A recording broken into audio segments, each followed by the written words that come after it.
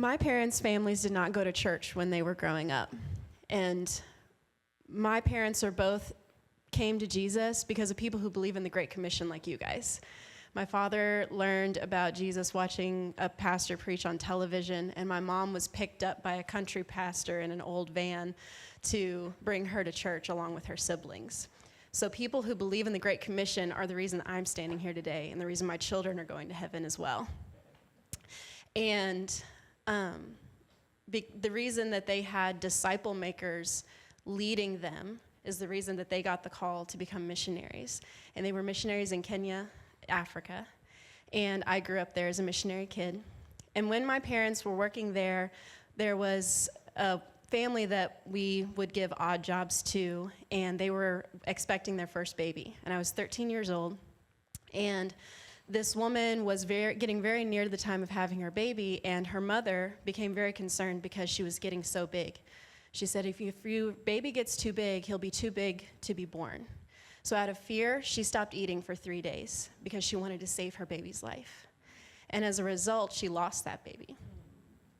And when my mom told me this story later, I was just burdened by the fact that a simple piece of information would have saved this baby's life.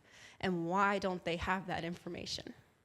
And so I knew that when I grew up, that I was going to do something that would help women in third world countries and even in first world countries know the truth. And when this family was laying their baby to rest, all of their relatives were Muslims, but they had recently become Christians. And the relatives were saying, you know, we must bury this baby facing towards Mecca. And the father said, no, my son is a Christian. And my mom was just crying.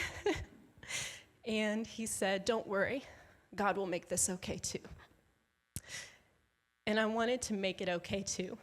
I wanted to make lots of things okay too. And so I didn't know what that job description was, though. I didn't know what I was going to be. And so I entered into God's training ground. And God's training ground is not always easy. Through the loss of our first child, we learned how to walk with people who are grieving the loss of their child. Being giving birth to my own children, I learned how to walk with mothers. In raising my children, I am still continually learning how to walk with mothers.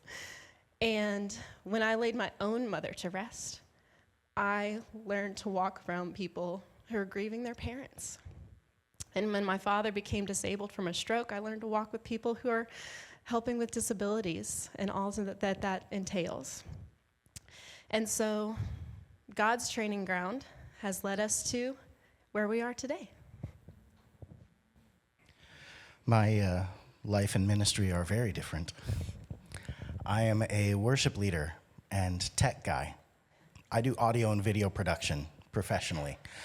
I went to college for English literature and dropped out because I had an opportunity to travel in a Christian rock band, and you don't pass that opportunity up. Our band was never famous. We opened for the band that opened for Big Daddy Weave and Todd Agnew and 10th Avenue North. So I've met a lot of cool people, and I have some fun phone numbers, but it's a whole different world for me. I met my wife on the road. The band eventually fell apart, and then we spent some time out of ministry from some burnout that we had been experiencing. Eventually came back to full-time ministry through a position at a church in Texas. And I really found out that I'm passionate for local church ministry. Like, I'm English literature. I'm a C.S. Lewis nerd. Like, let's do Bible studies. I took the youth group through the Screw Tape letters. Like, we have a lot of fun. We really fell backwards into missions. We have Kenyan missionaries in our family, and people would ask us for years, when are you guys going to go over and help them? Never. You know, look, like the portrait of missions to most American churches is sticks and huts and digging water wells out in the wilds of Africa, and that's beautiful and that's wonderful, and the world needs that. I build websites. Like, that's just not what's needed in the field. And besides that, like, I was really happy with my job. I love leading worship. I love doing tech. I love innovating and renovating things. I loved all of it until I didn't. Until I started to feel restless. I started to feel like the church that I was at We had maybe done all that we could do in women's ministry and tech ministry, and I started itching for what comes next. And we started looking around all over the internet. We found ABWE, great job, SEO folks. We started surfing open positions and learned about Durban, South Africa. Like it latched on to us 100%. There were 14 positions open in Durban that we're looking for, and between us, we qualified for 9 of them. And we just felt like this is home, this is what's next. But the one that caught my heart was a position posted for a media specialist. And I build websites. I do audio video production. Like, this feels right. So we prayed, we applied, and we waited. 11 months after application, we just completed our survey trip to Durban, and Durban is home for us now. The needs in Durban, South Africa are so great, and through our short time there, we really got to see how we fit, and also just the growing complications in family relationships, in racism, and in the needs for growing families. And I had the opportunity to speak on a radio show about the work that Beautiful Feet does to help empower ministries to serve these vulnerable people in their communities. And one of the people who called into the radio station through a text messaging app said, "How can I believe that God will forgive me when my church and I cannot?" And once again, there's that lack of information.